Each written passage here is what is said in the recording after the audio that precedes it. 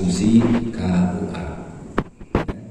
Yang kedua, keadaan yang menyebabkan harus dilakukan pergeseran anggaran antara organisasi, antar unit organisasi, antar program, antar kegiatan, dan antar jenis belanja. Yang ketiga, keadaan yang menyebabkan KUA atau yang menyebabkan silpa tahun anggaran sebelumnya harus digunakan dalam tahun anggaran berjalan. Ya.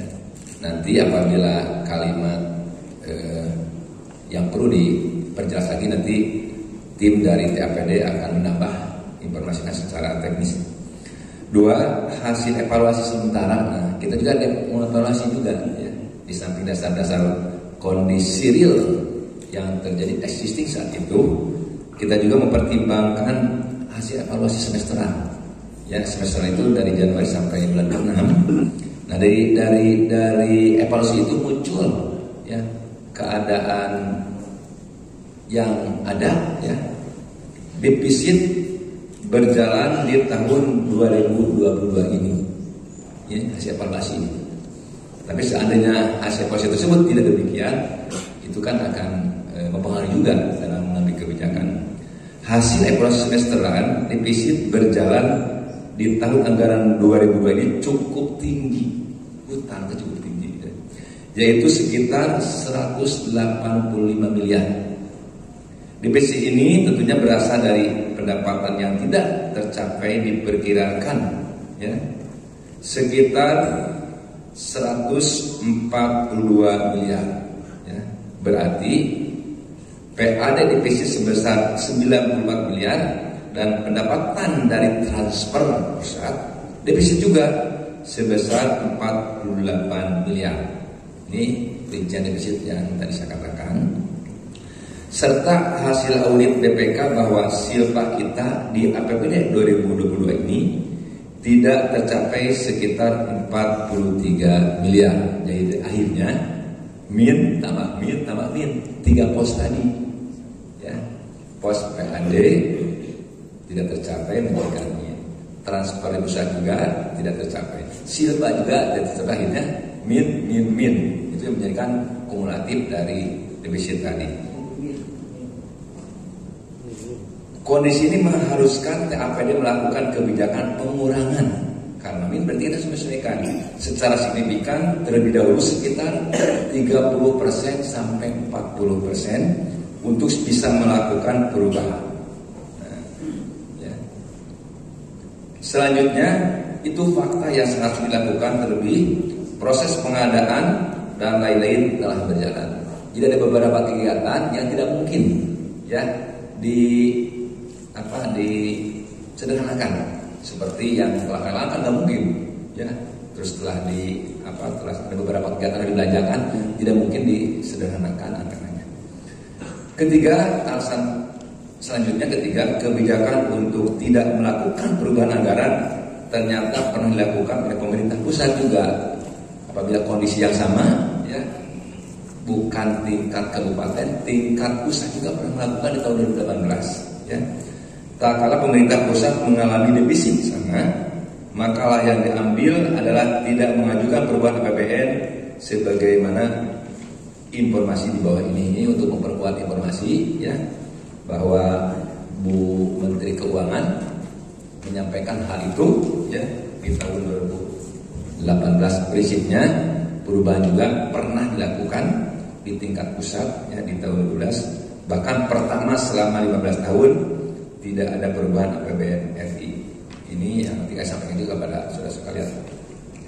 Selanjutnya Bapak saya hormati, penggunaan kata dapat saya katakan tadi pada ketentuan pasal 161 ayat 2 Peraturan Pemerintah nomor 12 tahun 2019 tentang pengolahan keuangan daerah menandakan bahwa perubahan APBD sifatnya tidak diwajibkan dalam kondisi hasil evaluasi sementara semesteran yang pernah dilakukan oleh pemerintah pusat di tahun 2018 yang tidak melakukan perubahan APBN karena mengalami defisit.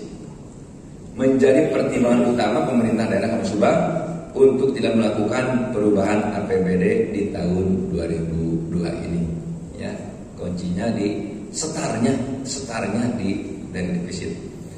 Selanjutnya Bapak Ibu hormati, menyikapi kondisi keuangan daerah Subang tahun 2002, beberapa hal yang dilakukan pemerintah daerah Subang sebagai berikut. Nah, melihat kondisi tersebut, kita tetap melakukan kebijakan. Ya. Pertama, melakukan upaya intensifikasi dan ekstensifikasi pendapatan asli daerah Subang sehingga dapat terrealisasi sesuai dengan target yang ditetapkan APBD Kalau Subang di tahun 2022. Tetap kita membangun potensi-potensi ada. Tadi kan standar dari defisit tadi ya. Dua, sebagai bentuk antisipasi koreksi defisit APBD tahun 2022 ini dilakukan juga manajemen kas dengan set blocking.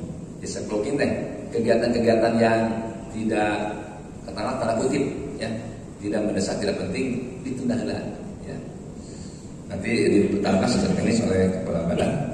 Di beberapa belanja yang tidak prioritas, nah ini ya, dan bukan merupakan belanja pelayanan langsung kepada masyarakat. Ya, tidak ada unsur pelayanan, nah, itulah yang dikatakan bagian dari set blocking. Ketiga, memastikan belanja prioritas dan target-target kinerja serta layanan pemerintah daerah tahun 2022 tetap dilaksanakan secara maksimal. Dan menyangkut pelayanan tetap tidak dipertahankan, ya, bahkan dimaksimalkan.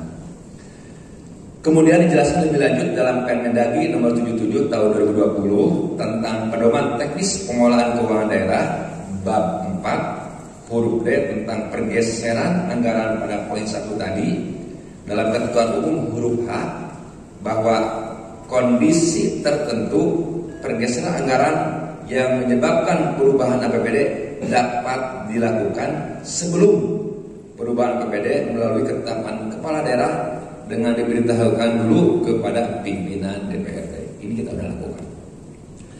Kondisi tertentu tersebut dapat berupa kondisi mendesak atau perubahan prioritas pembangunan baik tingkat nasional atau tingkat daerah. Itu ya dua kriteria yang dapat dilakukan dalam pergeseran tersebut peruntukannya. Selanjutnya Bapak Ibu hormati, berdasarkan pasal 68 ayat 2 peraturan pemerintah tadi yaitu nomor 12 tahun 2019 tentang pengolahan keuangan daerah yang dijelaskan lebih teknis dalam Permendagri nomor 77 tahun 2020 tentang pedoman teknis pengolahan keuangan daerah bab 2 huruf D poin 4 tentang ketentuan terkait belanja tidak terduga pada huruf D bahwa keperluan mendesak meliputi pertama, satu, kebutuhan daerah dalam rangka pelayanan dasar ke masyarakat ini tetap ya, menjadi prioritas yang anggarannya belum tersedia di tahun anggaran berjalan. Jelasnya karena sudah anggarkan semua ini kebutuhan masyarakat wajib dimasukkan dalam pergeseran. Yang kedua, belanja daerah bersifat mengikat dan belanja yang bersifat wajib ya, yaitu A. Belanja daerah yang bersifat mengikat merupakan belanja daerah yang dibutuhkan secara terus-menerus ya, dan harus dialokasikan oleh pemerintah daerah dengan jumlah yang cukup untuk keperluan setiap bulan dan tahun anggaran berkenaan dengan seperti yang gitu ya. Pertama, belanja pegawai antara lain pembayaran kekurangan gaji, tunjangan, dan belanja barang dan jasa antara lain untuk pembayaran listrik, telepon, itu yang setiap rutin ya. Yang wajib kan kalau tidak listrik tidak telepon ya, kita tidak melakukan pelayanannya. Komputer juga tidak akan jalan ya, termasuk internet tentunya. B. Belanja daerah yang bersifat wajib merupakan belanja untuk terjaminnya kelangsungan pemudahan pendanaan pelayanan dasar masyarakat antara lain pendidikan, kesehatan, melaksanakan kewajiban kepada pihak ketiga yang telah berjalan, kewajiban pembayaran pokok pinjaman, ya, bunga pinjaman yang telah jatuh tempo, dan kewajiban lain sesuai dengan ketentuan peraturan perundang-undangan. Yang ketiga, ya, pengeluaran daerah yang berada di luar kendali pemerintah daerah, ya, dan tidak dapat diprediksi sebelumnya. Jadi tiba-tiba ada kegiatan tapi harus dilaksanakan ya. Dan itu di luar kebijakan pemerintah daerah, itu bisa dari pusat atau dari provinsi. karena tidak diprediksi sebelumnya, serta amanat peraturan undang-undangan, dan keempat, pengeluaran daerah lainnya yang apabila ditunda akan menimbulkan kerugian yang lebih besar bagi pemerintah daerah dan atau masyarakat. Contoh, ya, penanganan sampah, kan kalau tidak dipaksakan kan bagaimana, itu contoh-contohnya banyak. Ya. Selanjutnya berdasarkan ketentuan pasal 55 ayat 4 peraturan pemerintah nomor 12 tahun 2019 tentang pengelolaan keuangan daerah yang berbunyi, belanja tidak terduga sebagai dimaksud pada ayat 1 merupakan pengeluaran anggaran atas beban APBD untuk keperluan darurat termasuk keperluan mendesak yang tidak dapat diprediksi sebelumnya. Ya. Penjelasan pasal tersebut menegaskan bahwa keadaan mendesak termasuk dalam klasifikasi belanja tak terduga yang kita kenal BTP. Ya. Selanjutnya, saudara-saudara sekalian yang saya hormati, penjelasan berikutnya adalah berdasarkan pasal 69 ayat 2 peraturan pemerintah nomor 12 tahun 2019 tentang pengelolaan keuangan daerah yang berbunyi, dalam hal belanja tidak terduga berbagai maksud ayat 1 tidak mencukupi, baru menggunakan dana dari hasil penjadwalan ulang, ya, capaian program dan kegiatan lainnya, serta pengeluaran pembiayaan dalam tahun anggaran berjalan. Yang kedua, memanfaatkan kas yang tersedia. Nah, sehingga kita bisa merujuk pada ketentuan perundangan tersebut, dapat dijelaskan bahwa langkah-langkah yang akan dilakukan oleh pemerintah daerah sebagai berikut. Dengan kondisi yang saya jelaskan tadi, langkah-langkah depannya seperti apa? Pertama, menginventarisir belanja yang tidak prioritas, ya, dan bukan merupakan belanja pelayanan langsung kepada masyarakat untuk dijadwal ulang. Jadi kegiatan-kegiatan yang tidak menyentuh masyarakatnya kita jadwal ulang kembali lah. Yang kedua, menginventarisir kebutuhan belanja mendesak sesuai dengan kriteria yang diatur pada pasal 68 ayat 2 peraturan pemerintah nomor 12 tahun 2019 tentang pengelolaan keuangan daerah, yang secara lebih teknis dijelaskan pada bab 2 huruf D poin 4 Permendagri nomor 77 tahun 2020 tentang pedoman teknis pengelolaan keuangan daerah. Hadirin saudara-saudara sekalian yang saya hormati, tentunya dapat kami informasikan bahwa sebelum pemerintah daerah mengambil kebijakan atau keputusan untuk tidak melakukan pengelolaan anggaran dengan alasan-alasan tadi di tahun ini, kami juga telah melakukan beberapa kali rapat pembahasan, baik itu secara internal pemerintah daerah Subang melalui rapat-rapat TAPD yang dipimpin langsung oleh Bupati, Wakil Bupati, dan saya sendiri sebagai Sekretaris Daerah Subang selaku Ketua TAPD, serta pembahasan dengan pimpinan DPRD yang juga dihadiri oleh Sekretariat DPRD pemerintah Subang, juga telah berkonsultasi kepada Kementerian Dalam Negeri, yaitu Direktorat Jenderal Bina Keuangan Daerah Kementerian Dalam Negeri. Itu yang kami lakukan. Ya.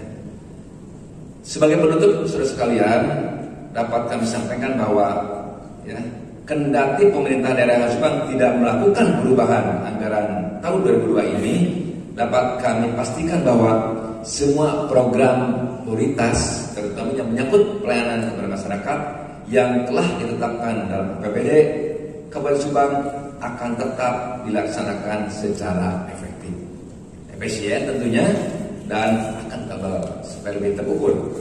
Kami juga pastikan aktivitas pelayanan publik kepada masyarakat tetap terselenggara dengan baik sesuai dengan direncanakan.